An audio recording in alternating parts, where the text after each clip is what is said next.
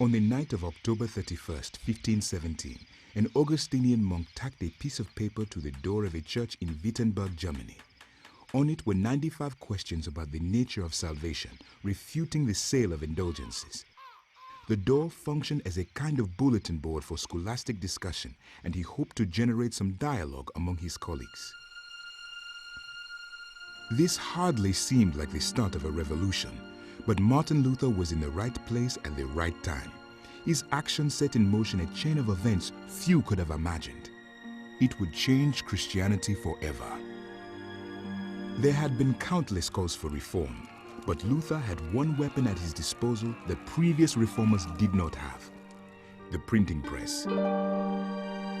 His 95 Theses quickly became the world's first bestseller, its author the most beloved and reviled man in all of Europe.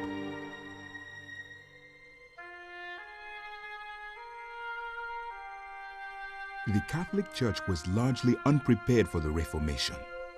The swiftness with which people abandoned her authority revealed the depth of resentment that had been simmering for generations. Zwingli brought the Reformation to Zurich, Switzerland, followed by John Calvin, who taught that it was not only the church that needed reform, but society and politics as well. In contrast, the Anabaptists rejected any alliance of church and state. King Henry VIII broke away from Rome, creating the Church of England. If the Roman Church was to survive, it could no longer ignore the challenges presented by the reformers. In the middle of the 16th century, the Council of Trent, which lasted 18 years, sought to define Catholic doctrine in what is often called the Counter-Reformation or Catholic Reformation. One of the most important Catholic groups to arise at this time was the Jesuits, founded by Ignatius Loyola. Many were fiercely anti-Protestant, yet the Jesuits sent numerous missionaries to the New World, North and South America, and to the East. Jesuit missionaries believed outsiders must respect customs and rituals of indigenous people as long as they are not sin. But their successes were undercut by Rome. Church leaders would not allow indigenous people to be promoted to high office, nor was the Mass to be held in any language but Latin. This perpetuated the idea that the Jesuits were imposing Western culture on others.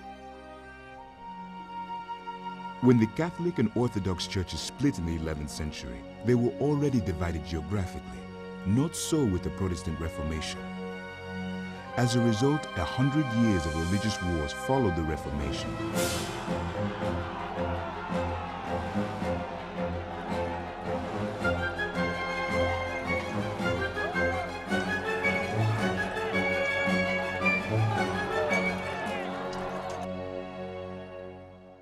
Many Christians were certain it was the end of the world. These wars and internal conflicts gave rise to rationalism, as intellectuals sought to bring order to this volatile state.